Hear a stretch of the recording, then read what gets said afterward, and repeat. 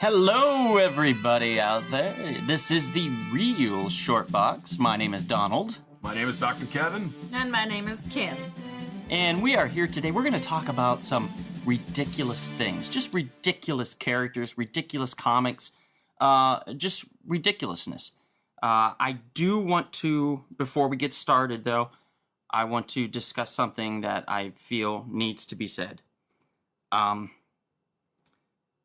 We had a passing recently of someone, and I just want to reach out into the netherworld, so to speak, and send good positive thoughts for this person.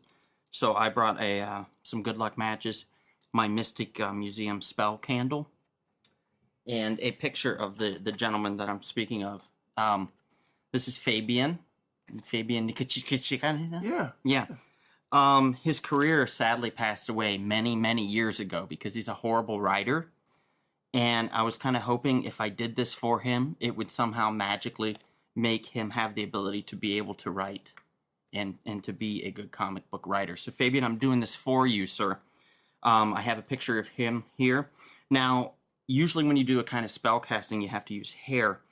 He obviously doesn't have much on his head, so I got some of his back hair. Don't ask how. And I taped it to the back of the picture. So we have a picture of Fabian here, and these matches and this candle. So I'm gonna light this real quick. This is very disturbing. Yeah. There we go. Just wondering what I got myself into. And we're gonna all of a light sudden. this really quick. Really quick. Are you now you just serious? light it Wait, for a what second. the- You just light it for a second. Oh, And then you blow it out like that. okay. And then that's supposed to basically bring back someone. And I figure if it works for maybe for like the undead, maybe it would work for his career. Maybe it'll bring him back to some form of being a good writer. Man, you are such a hater, sir. Wow. So Fabian, that's for you, sir. You're a hater, sir. was And, the pettiest thing I've ever witnessed. You're not kidding. in my life. Jesus Christ. And with that, Fabian, I liked your X-Men work. Don't worry about this fool. there we go. There you Oh, go, wow. Fabian. The spell has been cast. My So if you hear goodness. You're okay in my book, Fabian. If you hear he gets some type of good writing gig and it's actually a decent book, you have me to thank, everybody. Okay. Unbelievable. Okay, so let's get started. Jesus. Look, when I put the match there, it looks like he's got a mustache. Aren't you glad you're his friend? Define friend at this point of time. Well, what's scary is you wonder what he does to his enemies. Right? Like, I think he definitely thinks that this is helpful. Like, Yeah, I think I helped him out a lot. By the way, how much did you have to drink today, sir? This is my first glass. How much did you smoke today? Oh, I don't smoke, sir. Did you snort anything? I don't inhale. Did you snort anything? Did you eat anything? Did you inject anything into your body? I just had Chinese food. Okay. Could be the MSG. It might be something. Yeah. It's that spicy chicken. All right, so who would like to go first? I guess it'll be me, Okay. because I'm so cool. Okay. All right, so I want to talk about a character I've been chomping at the bit to discuss for a while now. This character first premiered in a comic, and this is actually the character's name, sort of, the Bouncer. He first appeared in an unnumbered issue from Fox Features back in 1944, guys. Now, if you look at this picture, I'm pulling from the League of Regrettable Superheroes book. And if you look at this picture of the Bouncer, I, for the longest time, just thought this was a woman. Oh. I could see where at first. He looks very, Yeah. very feminine. I think it's more like the dress and the sandal look that threw me. But it's also the curly hair that's kind of long. Threw you off. And the wink on the face, although I don't know if that wink was intentional or just poorly drawn. Basically, he's pretty odd. His superpower is he bounces. His secret identity, he's a statue, and his sidekick is his own descendant. He's a mythological figure, Antaeus, who, and this is his claim to fame, people, once wrestled Hercules.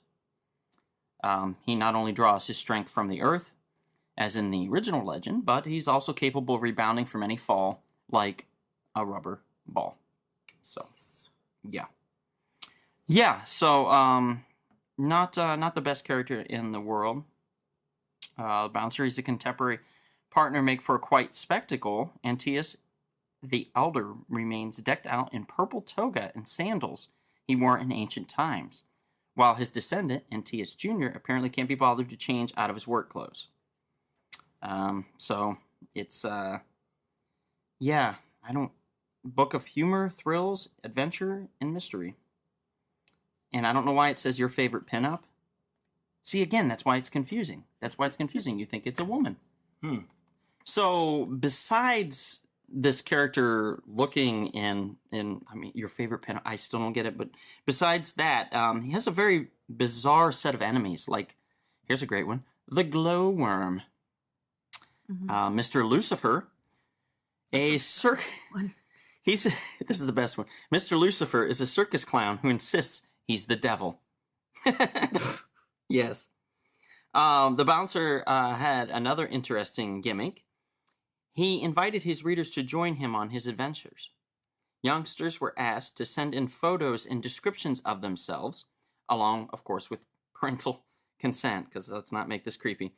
True entries were chosen every month to enter the Comics Hall of Fame as the bouncer's guest stars drawn into the adventures with Antaeus Jr. and his high-stepping predecessor. All told, it was an interesting ploy, particularly for a character who already possessed more gimmicky than most. So that's kind of cool. Like, to be a little kid and like you read, you're like, oh, look at this nice older woman on the front of the comic. Maybe it'll be about sewing. And you pick it up, and it's not. It's about, like, Greek adventures and stuff, and he's punching people and bouncing and stuff, and you're like, yay, this is fun. And then, like, near the end, he's like, hey, buddy, how about you send me a picture? Oh, no, ask your parents. But send me a picture, and I'll put it in the comic next time. Maybe I'll write you in. And then, like, next month, you see yourself in the book. How cool is that? I mean, as a kid, even when I was a youngster, if they'd drawn me into a Ninja Turtle comic, I'd have shit my pants. Yes, you would. I would have I mean, I normally shit my pants, but I would have done it for that reason instead of just like my regular pants shitting. Yeah, it would have been like a happy shit pants. Yeah. Happy pants shitting. Yeah. Instead of like the, oh God, what have I done? My mom would be happy actually when she showed up with a spare pair of pants to school instead of, the usual frown on her face and the look of dismay and sadness. Sorry, Mom. But anyway, that's mine. Who's next? What you got? Who's got it? Okay, I'll go next. Do it. Very simple. This is a very ridiculous storyline, which should have been better. It was a sequel to the 1984 classic miniseries Secret Wars 2. When did this come out? 1985. 85, Secret Wars 2 came out? Yep, they capitalized pretty quick. Was it called Secret Wars 2, More Secret Wars? It should have been called that. But actually, it wasn't really much of a Secret Wars, to be honest with you. Secret Wars 2, the most secretest of wars. Well, you know what's funny? It'd be the wrong time because it was out in the open, so it wasn't really a secret war. It was out in the open. Well, that's dumb. Whereas the other Secret Wars, took place on a, private world that the Beyonder created and all. Oh, that's right. And he pit people against each other. Heroes against villains. Yeah, so it was basically DC stole that idea like 30 years later and called it Convergence. Yeah, essentially. Yeah, okay. And I'm surprised coming from a DC guy, no less, saying that. Oh, no, it was pathetic. Oh. I believe one of the writers, like, it was all put together. I can't remember who put it all together, but it was an interesting mix of, like, leftover writers and 90s, I don't want to say has-beens, but disappearers.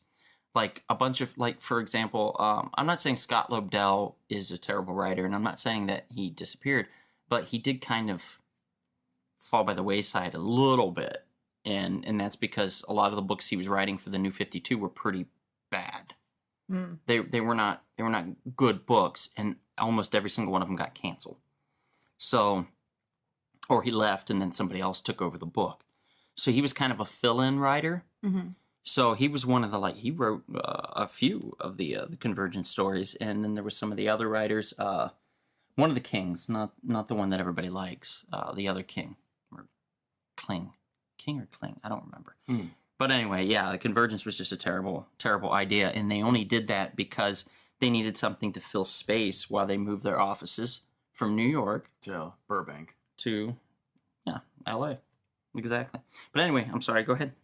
Yeah, so basically, for those, Secret Wars was a classic miniseries that basically involved a cosmic entity that came from his own universe called the Beyonder, and he just wanted to see what things were like in this current Marvel universe. So he decided, let me find the best heroes and villains and have them have a nice little battle royale.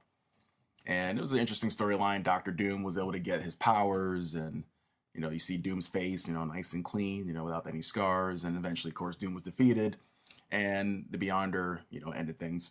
So then the Beyonder in part 2 decides he wants to check out what's it like to be human. So he comes down to Earth. I guess it's almost like they're trying to do like a Jesus Christ metaphor in a way. Oh, that always goes well. Yes, indeed. Christ. So he starts living with humans. He just starts observing human behavior, and he observes like a pimp and prostitutes. He's hanging out with them. And then, he decides he wants to be like a good person. So he, changes people's lives. He decides he wants to become a hero all of a sudden. He wants to do good in the world, but he kind of does too much good. Or too much harm through his I was like, oh no, too much good, but too much doing more than he should, so to speak. Then he adopts this weird, funky look. The famous like the jumpsuit with the Jerry curls. You've seen like the picture, right? What the Beyonder looks like in human form. Jumpsuit with the Jerry curls? Yeah, So it was Gallagher? Oh, not exactly. What, Gallagher. like squash watermelons and stuff with a hammer? Think of like the 80s. Because he look. was hilarious, let me tell you. Do you remember then when he sold his act to his brother? Did the Beyonder do that? No, I don't This think guy, that's Gallagher, about it. literally sold his act to his brother, and his brother took over as the Gallagher. I had no idea. Yeah, because his brother looked just like him. That's nuts. I know, right? It was crazy. And You don't people know felt- who's smashing watermelons at that point. And people fell for that. But the dude was awesome. I always wanted to go to a show. Does he still do that? Is he dead? I don't know. I think he's still alive. No idea. Here, look. Here's what the fool looks like. That's not Gallagher. Oh, I see. Okay, you're showing me. It's what we're talking You're showing me about. the Beyonder. Would you date a guy like that? Look at that smile. No, probably not. Wait, he's too smiley for you? He's got like the malicious smile on his face. He Like, looks I'm like- okay. He looks like Ray Liotta when he's about to go all murdery on Turbulence. Yeah, like he's like he In has that that he has that like everything's fine smile. I feel like he's Then- gonna be like, this plane's not gonna land. Like. So the Beyonder, when he was in human form, is Ray Liotta. We got it. There we go. So he also was trying to experience different human emotions. So he wanted to fall in love. So he had a thing for Dazzler from the X-Men. Ooh la la. So- Didn't we all? But let's be real. I mean, you know what we're talking about, right, Kim? Yeah. Dazzler, that hot little minx on wheels. Arrgh. Wow. But What? poor Dazzler. What? Dun, dun, dun, dun, dun. Now, what's sad about this, though, is that Dazzler, he really was falling for her, and she wasn't reciprocating. So what he did was he made her reciprocate. He basically mentally, yes. he kind of controlled her will The good old to make her. make the woman love you Yeah. scheme, huh? But then after a while, he realized, you know what, this isn't right, and he just let it go. And he said, okay, if she's not going to naturally fall in love with me, then I'll move on. Okay. Then he kind of falls for another girl, another mutant called Boom Boom. That's awkward. So poor Beyonder, he's trying to impress this girl, another girl. Didn't really work out. He tries to beat up other villains and that. Oh, look what I can do, because I'm the Beyonder. But it's real simple. Yeah. And I think he even gave her some of his powers as well. But Damn. But he was basically a threat. So everyone's freaking out. All the cosmic entities, he would beat up on them. Galactus and all those guys. So he was trying to everyone was just scared of him. Like they don't want him around. Like Well, this sounds awful. to just go away. So the other theme they had going on was like acceptance for who you are and just trying to fit in. That's kind of like another theme in a way. So the Beyonder is kind of like a fish out of water in a way. It's just like Because he's trying real hard to fit in. yeah, He's because not. he's basically this omnipotent being and everyone's freaked out. And he takes that human form. He's trying to fit in. And at the end of the day, he decides, you know what? I'm going to create a machine that actually turns me into a full human. But Mephisto, of course, has his little dastardly deeds trying to, take him down and whatnot, or get some of the power. Or whatever the Gots case to may be. love you some Mephisto. All right. So Devil-like character, by the way, for people that don't know Mephisto. that's true. Looks exactly like an image you would think of when you think of the devil. Of the devil. real horny dude. Lucifer. Like always like, yeah, wet in your pants. Oh wait, that's a different. Never mind. Different one. Yeah, that's a different character. That's what's Firefox, Firefox. right? Something like that. Yeah, and he has the power of sexual persuasion, wasn't it? Something Or like attraction. that. Attraction. Attraction power. You talking about Thanos' brother? Right. Yeah, he's I like- don't want to say he was rapey, but he was kind I of. mean, like, yeah, that kind of sounds like that. Yeah.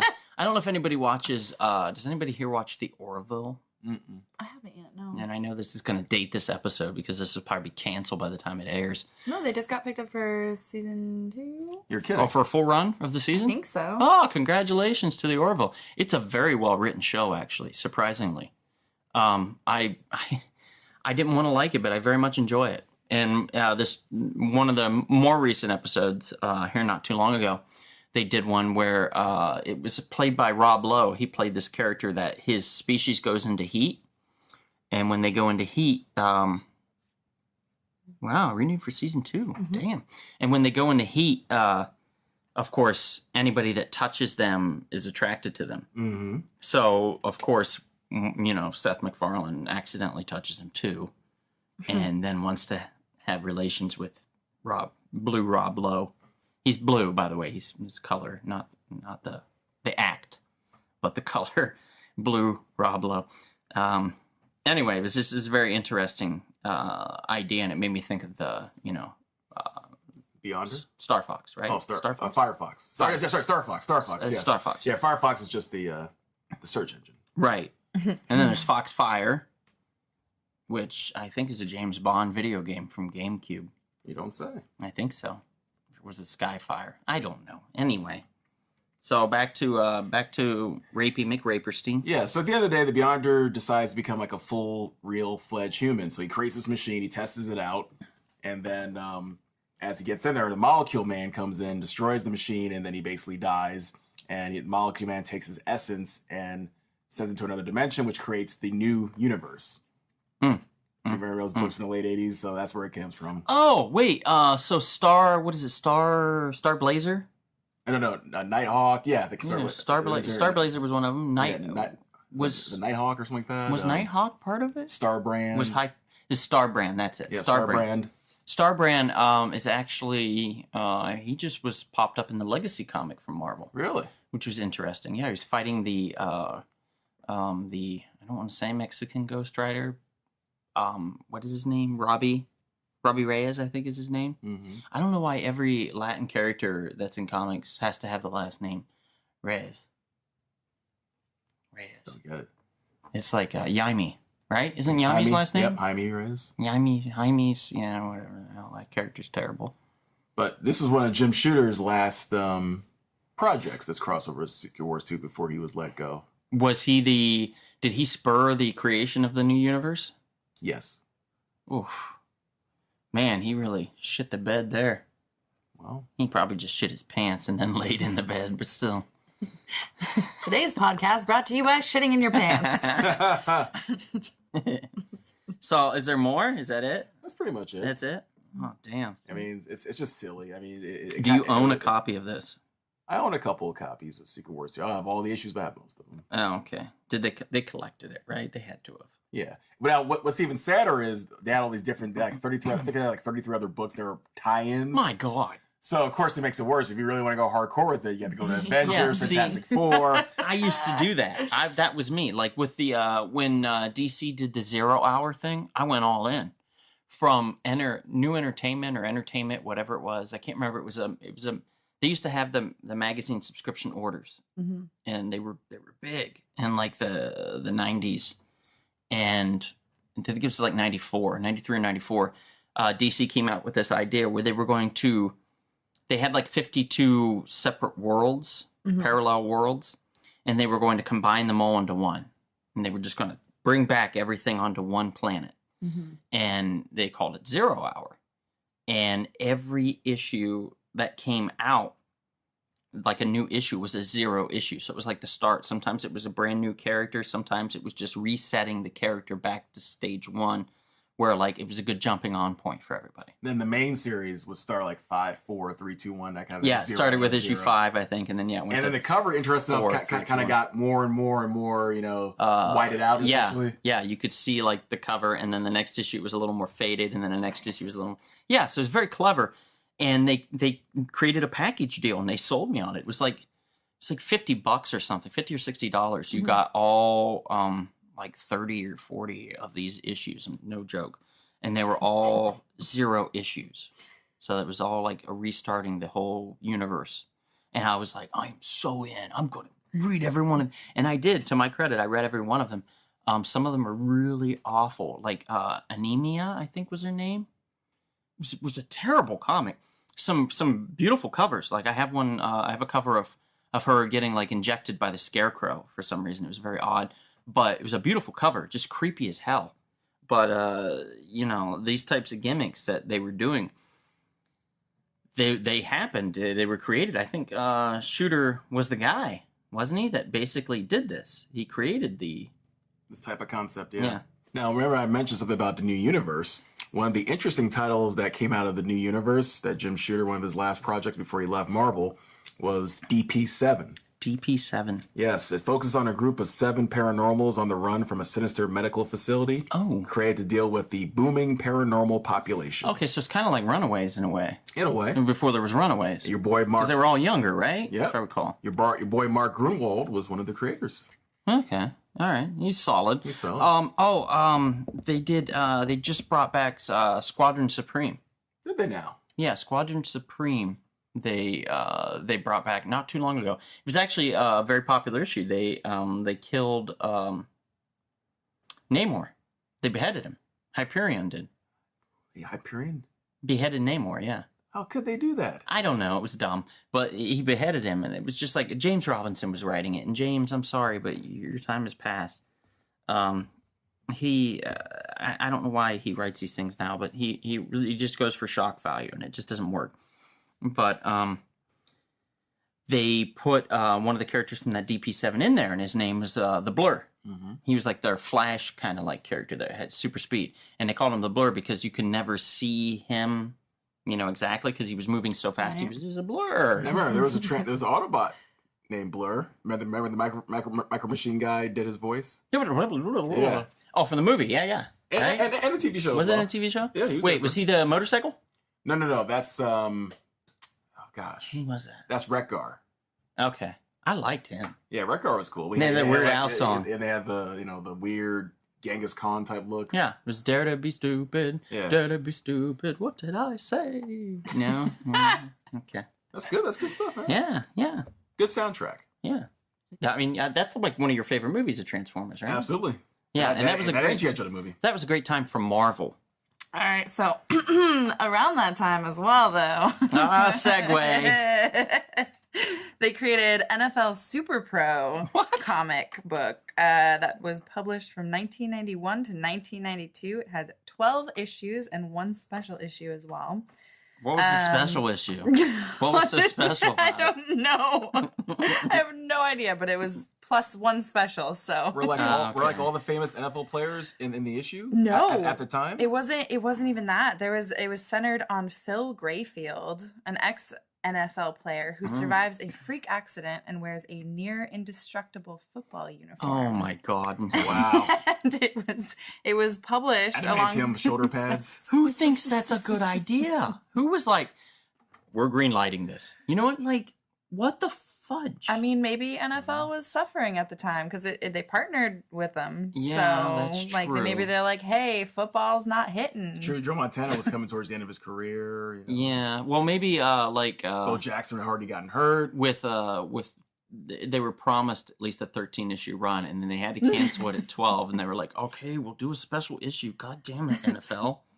Yeah. Like, yeah, you'll do that special issue. You'll do it. It is called one of the worst comics in Marvel comic history, in recent Marvel comic history. I believe it. I kind of want to read it, but I don't.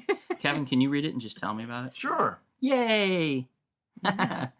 God, that would be awful. Did it say what team he played for? No, I didn't. Why would you read that? Well, here's the thing: he was an aspiring football player, so he wasn't on a team. His career ended when he saved a child from falling and suffered a horrific knee injury. I see. Is how this all happened. So he had big dreams to join the NFL. A compound fracture ended it all. Was it Just Tanya Harding? I'm just asking. Yes. I knew it.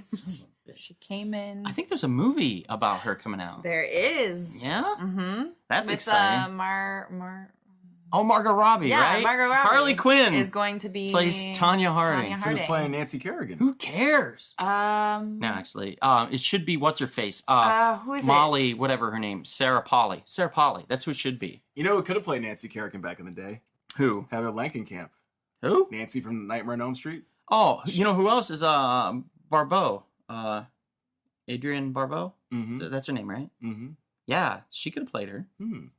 That's true. Yeah. Back in the day, anyway. Not so much now. Not anymore. No. You know, I met her. She scowled at me. She wasn't very nice. Well, it won't be the last time you receive that kind of scowl from people. From a lady, I know. Tim Thomerson was super cool though. Tim Thomerson was wonderful. Did you give him a hug? Tim Thomerson? No. Okay. He wouldn't let me. Oh, I see. Yeah. It wasn't that I didn't ask. It was just I was turned down. Perhaps you weren't worthy. I know. Okay, so NFL. I feel like they had a hockey comic too at some point, but I could be wrong. Like Wayne Gretzky or something like that? Yeah, maybe. Yeah. Remember when they did that All-Star? It was like Bo Jackson, Michael Jordan, and Wayne Gretzky. Wayne Gretzky, and there was one other.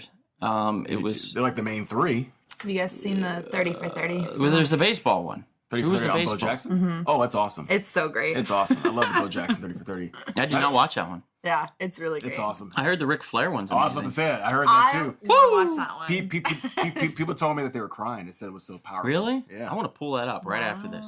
Watch that shit. We'll just make Jarrett wait. Sorry, Jarrett. He's playing hooky tonight. He might be watching the documentary himself. He could be. He probably already watched it, to be honest. There you go. He loved him some Ric Flair. He did. Everybody loves Ric Flair now, anyway. Kim even loves Ric Flair. All right, I'm gonna go to one here. Just because of the name, I couldn't. Wow, I can't believe it actually says that. His name is Dr. Hormone. Wow. Yeah, debuted in Popular Comics back in 1940. Popular Comics number 54, actually, from Dell Comics, 1940. Created a character called Dr. Hormone. And again, this is from the League of Regrettable Superheroes. So thank you guys and gals that created this. It's wonderful. Dr. Hormone, there's a quote here. It says, "You want to stop death? I can stop it. I will increase the size of your army. I will make your soldiers immune to death." So says Dr. Hormone. And then he says, "I'll also make them horny." Oh. No, he didn't say that. But it sounded funny. I bought was to it. say, for a Golden Age book, I can't believe that. He was a very short-lived superhero, surprise, who briefly stood against the forces of tyranny in the early 1940s. And we all know that timeline, you know, the 40s, not exactly our finest moment in the world, so to speak. So there's a lot of this kind of stuff. A lot of superheroes popping up, fighting against tyranny, fighting against Hitler specifically. Yeah. One of my favorites, of course, from that timeline would be Airboy. Mm-hmm. Everybody knows I've talked about him 1,500 times, but Airboy's amazing. And the Captain. Captain America? Mm-hmm. Fuck yeah, America. And Superman, even. Superman was very... Well, he could have ended the war very easily. No, he couldn't, unfortunately. He could not. I don't know if they ever talked about why, but he just couldn't do it. It's just too much. Just too much. He was like, oh no. Too much. So Dr. Hormone, he was an aged scientist who had spent the whole of his life studying the beneficial powers of hormones. I don't know why. Dr. Hormone, evidently, his real name, by the way, is rejuvenated upon his deathbed by a youth hormone of his own invention, plus a spin under his angstrom ray machine. Now a fit and energetic young man of 25, the doctor and his granddaughter, Janie, that's Janie Hormone, one would assume, is what it says, brings the mighty power of hormones to benefit the world. Old women are made young again. Babies are grown into men. That's terrible, by the way. Yeah. Yeah. Why would you want grown-ass baby men? I mean, we have enough of them, probably. I would imagine Kim would agree with that. There's plenty on Right. existing currently. So I'm so sorry. Boy Scout troops are transformed into full-grown soldiers. Jesus. And an entire nation is transformed into half-animal, human hybrids to repel an invading army. It's like the Alan and Dr. Moreau type stuff. Yeah, it says he plays fast and loose with the lives of children and babies, which is what I was just saying.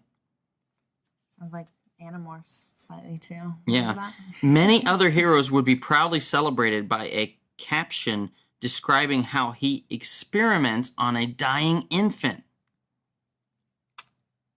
Yeah. Another brief, unusual element of Dr. Hormone's catalog of adventures is that he was an ongoing serial. Most comics at the time featured standalone stories in each issue. During a half dozen adventures, Dr. Hormone pitted the power of his transformative hormone pills first against the evil nation of Eurasia and its leader Rasinoff, who had been transformed into a donkey man and nicknamed Asinoff by his detractors. I'm not kidding. You're kidding. No. Wow. And then against an even more insidious foe, suitably dubbed Nazia, the aggressive warlike nation was the Doctor's persistent enemy through the remainder of his adventures, which were probably few and far in between. I just can't believe that this is a thing, but it had to be talked about. Dr. Hormone. There you go. Madman, one would say. Mhm. Like, I would almost side probably with Asinoff and be like, look, dude, if you take this motherfucker down, he's experimenting and turning babies into like fully grown people, and he's turning Boy Scouts into soldiers and sending them out to die. Yeah. That to me is pretty disgusting. So, Dr. Hormone, go fuck yourself. Would you tell it to his face? If he was a person, absolutely. I'd punch him probably right in his mouth, right in his hormone mouth. Ha! Ha! Waka waka. Waka waka waka. What do you got, Kevin? I think I'll go to a character myself. I've always found her to be the most silliest character as far as the X-Men were concerned, especially watching the TV series back in the 90s. Skittles. And that was Jubilee. Oh. Jubilee, her real name is Jubilation Lee. Jubilation Lee, yeah. That's fun. Debuted in Uncanny X-Men number 244 in 1989. And at least the 90s version. I know there's a modern version, but I don't care about that one. I'm talking about the 90s version. All she did was launch pyrotechnic energy blast. That's basically it. I mean, back in the day, that would have been super Fireworks. useful. People would have been Fireworks. terrified of it. Now we're like, it's fireworks, yay! But like anytime she took on like a serious villain, she would just basically tickle them, like the Juggernaut or something like that. It's like, oh, hoo hoo, tickle, tickle. And you see these little pew pew, coming at you. It's like, really, what's that supposed to do? I mean, if someone was shooting fireworks at me, I'd probably be slightly distracted for a second. That's all it is. But at the end of the day, Okay, what kind of if you're a serious villain, Here's the thing, though. She never did good. That's a procedure. She never did good pyrotechnic type things. It was just like stupid sparkle fireworks. She wasn't like, oh, here's a pattern of hearts and 4-leaf clovers. I'd be like, oh, you know what I mean? Like I went to Big Bear, and Big Bear's a mountain town in Southern California. And I went there for the 4th of July one year, and they did smiley face fireworks. That's fun. And then hearts and stuff blew my mind. Like when Yeah. I was a kid, it was just like, pew, and then you did the fizzle ones, and you're like, ooh, fizzle ones. So you get bored with it. You see 30 some, okay, I'm aging myself. 20 something years of fireworks. Anyway, yes, 20 something years. But no, 30 something years of fireworks, of seeing it over and over and over again, the same ones. There has to be some ingenuity there. right? So creativity. Yeah, some creativity. So you would think that she would be a little more proud with what she's doing. There would be a Right. little pride in her. Pride of the X-Men was an actual episode. It was the pilot episode. She was not in it, was No, she? it- Because she had no goddamn pride, No, Kevin. instead of her, it was Shadowcat. It was Exactly. Kitty Pryde instead. Exactly. Mm. Because was- Kitty even had pride in her name. Now, what's funny with her is remember she used to wear that weird yellow raincoat. It looked like. Yes, it was like it was like the little kid from It that got pulled down. That would totally be Jubilee. Yeah. She'd be like, fireworks, and he'd be like, come on down. You know, Yeah. he wouldn't care. So to me, she was an outrageous, silly character. Jubilee was. I did like. Okay, so I did kind of like her in the animated X-Men, but only because she was the first character you met, and she Right. kind of introduced you to all the other characters. So you Right. saw everything through her eyes. Right. And as a young, on the cusp of teenagehood boy, seeing someone young on the cusp of teenagehood, boy or girl, didn't matter It with me. connected you. Yeah, I related with that, and I was like, so it was very clever of them to use her in that Right. manner. They could have easily used, Kitty Pryde, Shadowcat. Right. They could have easily used her, but they chose Jubilee, and I thought that was a brave choice. Plus, she was and I close to okay with it. Wolverine. Wolvie. That was like her nickname for Yeah, Wolverine. yeah, Wolvie, that's and true. So she was close to Wolverine. Hmm. Absolutely, positively. Sweet. Yeah. Great. What you got? You got something? Oh, I sure do. I figured in honor of The Punisher coming out on Netflix this Friday. Ooh la la. On the 17th. I thought I'd bring up a dark past for it. Oh my goodness. It turns out, back in August of 1994, the Punisher met Archie. As in... That's right, he did. Yeah, forgot about Riverdale, that. Archie. And the story goes, he was supposed to hunt down a notorious drug dealer named Red, and you guessed it, Red looked a lot like Archie. Oh boy. And ensues the chaos. Mm-hmm. For some reason, the Punisher was told not to kill Red. So thankfully, those were his orders in that. And he soon figures out his mistake, and then drug lords are after Archie/Red, and da-da-da-da-da.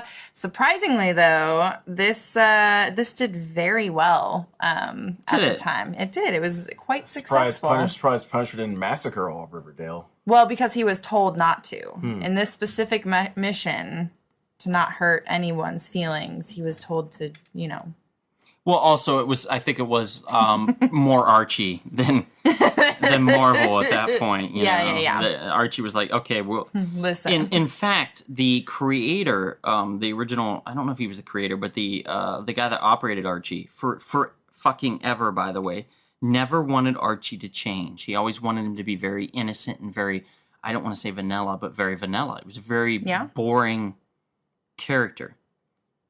So when he had passed away, his children, and this is pretty recent, this is like within the last 4 or 5 years, his children decided to start branching out a little bit, which is why we have the Riverdale series on the CW, which is why we had Afterlife with Archie, which was the zombie apocalypse Archie. And if you have not read that, by the way, I have not. It hasn't finished. I've seen it, though. It hasn't finished because the artist apparently is just will not. I don't know why it's not working out, and they just need to move on from him. But he's such a beautiful artist that it just flowed so perfectly. They've only done like 8 or 9 issues of it in the last 4 years.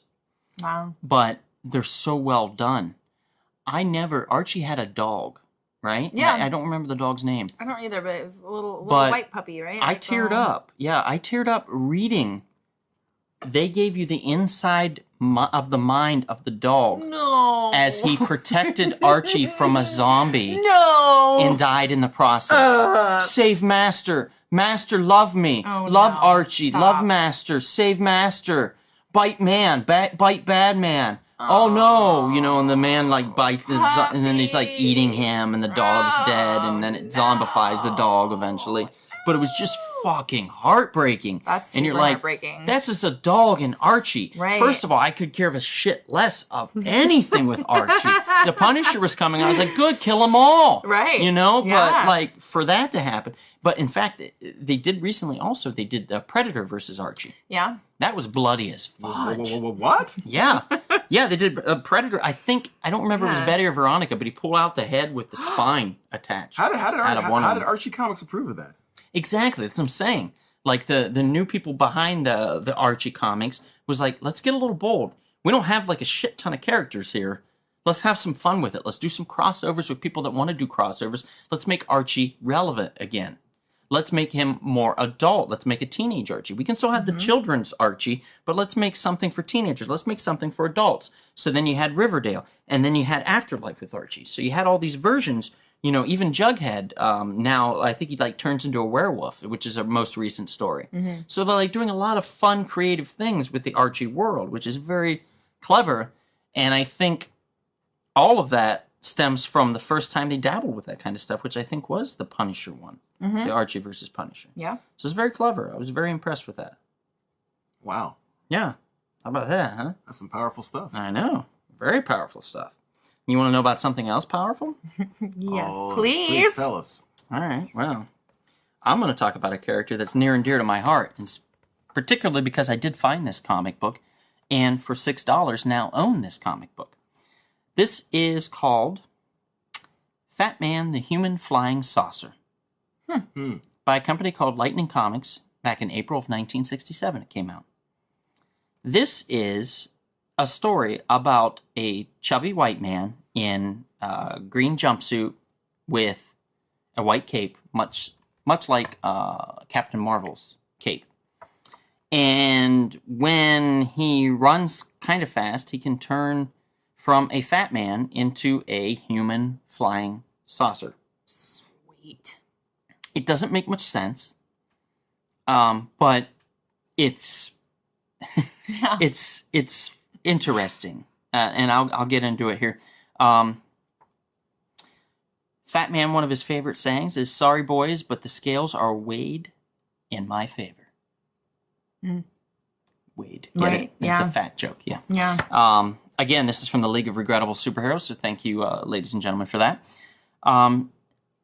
It's C. Beck and Otto Binder were two of the key personnel responsible for making the original Captain Marvel. See, that's where we got the cape. The lightning-empowered Shazam, spouting world's mightiest mortal, one of the most popular superheroes, not only in comics, but around the world. Now, Captain Marvel, by the way, for those that don't know, was so popular that he rivaled that of Superman in sales. Lawsuit. Exactly. Well, yeah, once he started to rival that of Superman in sales, and Captain Marvel was from Fawcett Comics, DC Comics, which I don't know if they were DC at the time, they may have still have been, what was it? What's the other name for DC back then? National Periodical Publications. Yeah, National Periodical, that's right. But it probably was DC Comics then, back then. But anyway, they were sued by DC because DC was like, hey, wait a minute, Captain Marvel's too much like Superman. And they just basically sued Fawcett Comics into oblivion and then purchased the rights to their characters. So that is how Captain Marvel in the 80s became part of the DC Universe. But anyway, these guys that were responsible for it, one of the most popular superheroes, also not to be confused with Captain Marvel from Marvel's Captain Marvel. It's the weirdest thing. Captain Marvel from Marvel Comics, DC had Captain Marvel first. They purchased the rights from Fawcett, and they had Captain Marvel. But they let the rights to the name lapse. Mm-hmm. And Marvel Comics, right? 60s took advantage. Shit. They jumped on that shit Of because course they're they did. Marvel Comics. How could they not have a Captain Marvel? Mhm. So then they created Captain Marvel with that name. man. So DC could not put the title of the character on the front page of the comic, on the cover. They could not put Captain Marvel Comics. So what they did to get around that, the wizard that gave Captain Marvel his powers was Shazam. So they would always title it The Power of Shazam, the wizard. And it'd be like, the power of Shazam gave Captain Marvel, his mighty Marvel power. And inside the book, they could call him Captain Marvel. But on the cover, nope. Whereas Marvel Comics was like Captain Marvel on the comics, and inside Captain Marvel on the inside. So you had two Captain Marvels running around. Shit. Yeah. So in the 1950s, they were lean for superhero comics across the board. 1950s also was the spawn of EC Comics. That's right. EC Comics being horror comics. Horror comics were huge. Horror and romance and Western in the 50s hit big. And that's because everybody was tired of war. Everybody was tired of superheroes. They got burnt out. They didn't want that. Sounds familiar. They wanted more realism, to be honest, and that sounds silly, but Jane, I love you, Marty. That kind of stuff resonated with the kids back then, so they were into that more. Love and blood. Right, but in the 60s, what happened? What happened in the 60s? There was a big one. Think about it. Exactly. In the 60s, the Batman TV show revitalized interest in superheroes. Oh, wow. It basically brought back the popularity. And I think, Kevin, there's a couple characters from Batman, villains, that never quite, I don't think they ever made it over, really, to comics. And if they didn't, they weren't very popular. That's true, and one in particular that was one of my stupidest but one of my favorites from the TV show. One of my favorite old school actors, Vincent Price, played Egghead. So it was Vincent Price with a bald cap, yeah? Pretty much. Yeah, and he carried around eggs or something? Yes, and he always had these puns he would use, excellent. Oh, God. Or exactly. Oh, that's great. yeah. Or he have like tear gas eggs. Crack me up. I don't know. Yeah, he had laughing gas eggs, tear gas eggs. I would imagine at some point they were in a giant frying pan.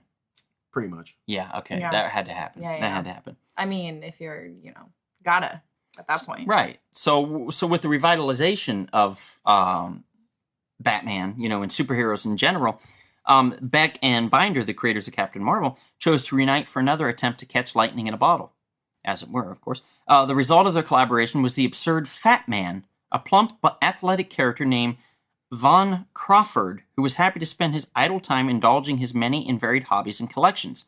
When a spaceship, also a shape-changing alien, crashes within sight of his daily constitutional, Crawford rushes to its aid. He is rewarded for his efforts with the power of transforming himself into a UFO. He then, of course, decides he's going to be a superhero and fight crime as Fatman, the human flying saucer.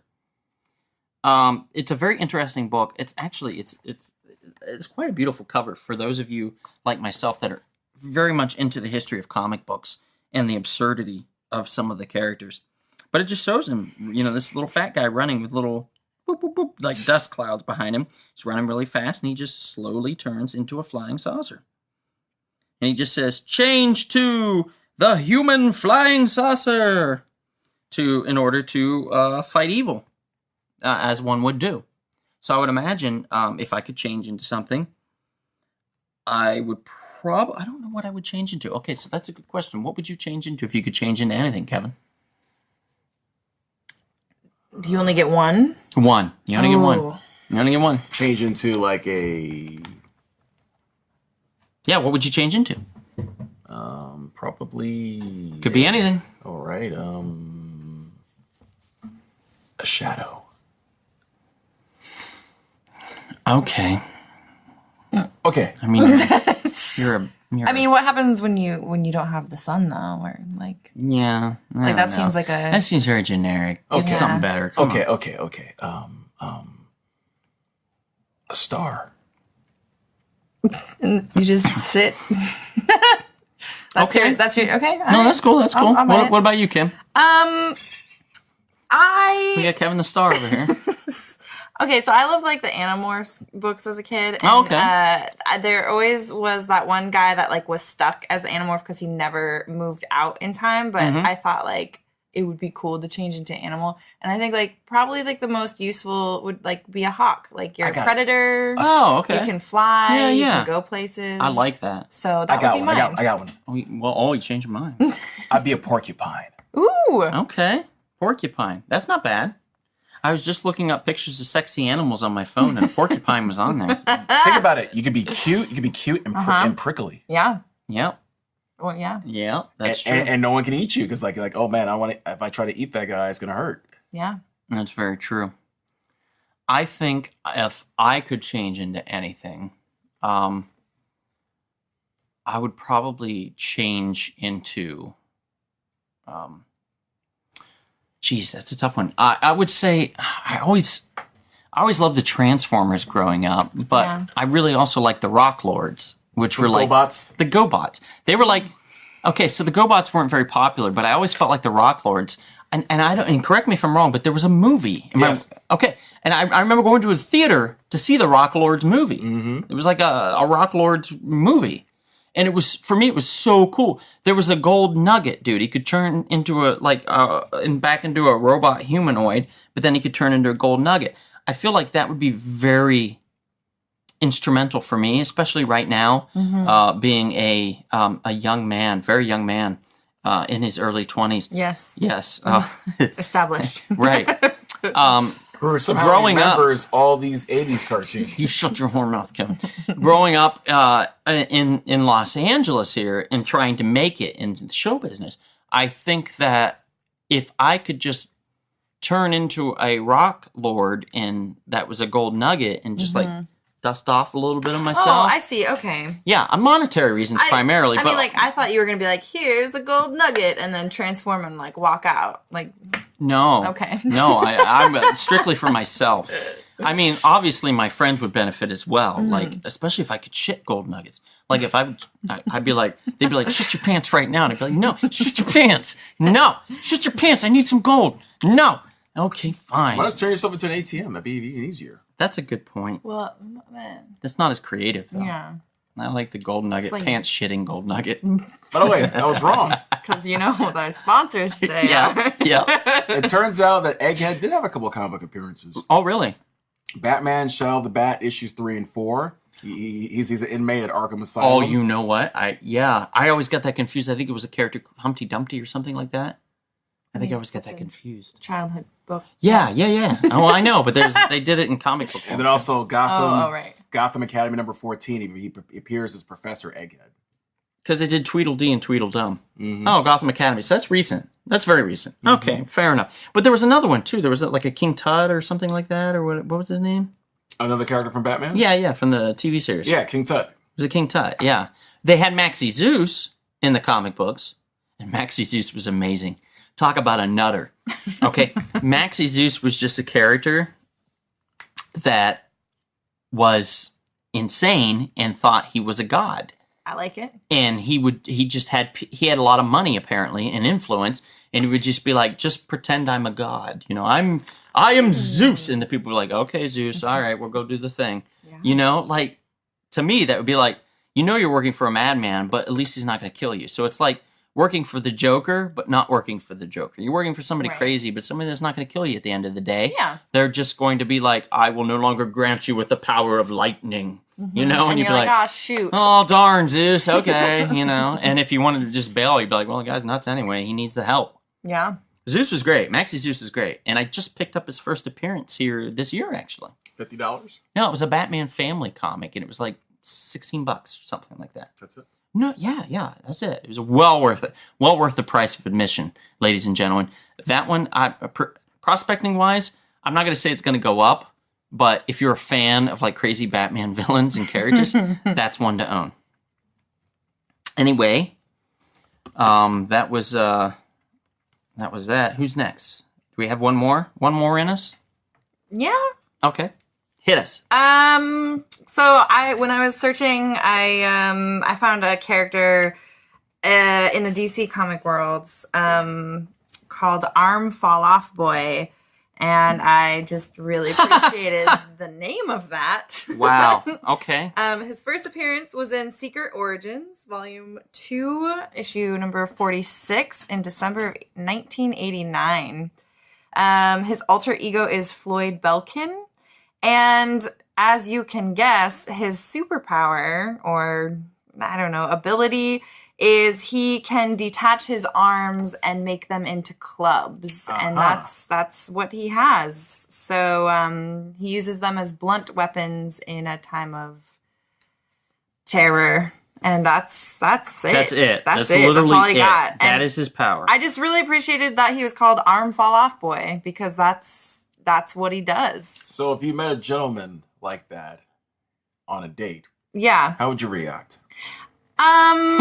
Well, if somebody Well, like, stole her hold on. purse and he was like, wait a minute, and he pulled his own arm off and beat the person over the head Yeah. to give it back, that'd be kind of cool. Yeah. Scary, but cool. Yeah, I mean, like, if he was okay at the end of the day, like, he could put it back, like, I don't know. Yeah, exactly. You reattach them. Yeah. Although they do kind of look, like, spiky. Like, that might be concerning if I met him and he had these just, like, spike clubbed arms. I'd be like, what is, Ooh, what that's is that? weird. Yeah. That just looks like hair follicles that got infected. Oh, no. So, see, then that's a hard pass Yeah. for me. Hard sell. Yeah. If I had arms that were spiked like that, I don't think I'd go out in public so much, let alone date. You remember that He-Man guy? He was all purple, right? And it was just spikes all over him. Mm-hmm. No one wants to hang out with him. He hangs out. Well, actually, I take that back. Him and Skunk Dude, Skunk Man or whatever. And Moss Man probably because Moss Beast Man was cool. Beast Man was cool. He didn't hang out with them. That's true. Beast Man was like cooler. He was cooler. He hung out with like Trapjaw and shit. So Evelyn wouldn't date those guys. Fudge no. Hell no. She wouldn't date those guys. She definitely wouldn't date Skunk Dude or Skunk Man or whatever. That guy stunk. Like, even when you bought the figure, they made the figure smell. No. Yeah, they made it smell kind of like a skunk. No, that's I'm not joking. Worst fucking thing ever. You could always find it in your toy box. Oh my god. Always, because it smelled. Yep. Oh no. Yeah. That is seriously disturbing. Not I don't joking. like that fact. Yeah. But Moss Man was kind of fuzzy and was like ripply and like weird texture. Okay. So I think you would take that toy if it's worth $1,000 now, wouldn't you? You know, honest to God, probably not. If it's gonna stink up like my house, no. I would. That's not. I would totally. I'd have like 12. I'm a big smell person though. Like smells weird. 10 grand. Am I going to sell it immediately? You could probably within a month. Then fine. Okay. Stick it in. You just have to sit on it for a little bit. You know who? I bet who would buy it? Fabian. Oh my goodness. I bet he owns like 12 or 13 of those goddamn skunk men. He probably rubs them on himself before he goes out to like drinks with friends. You're inviting trouble. You know that. I am. Bring it, Fabian. I ain't scared of you. Yeah, I think he could whip your ass. I eat pieces of shit like him for breakfast. Yeah, I don't know about that. Wait, what? All right. Well, I think this concludes, ladies and gentlemen, our most recent podcast of the Real Short Box. Again, please look for us on Instagram.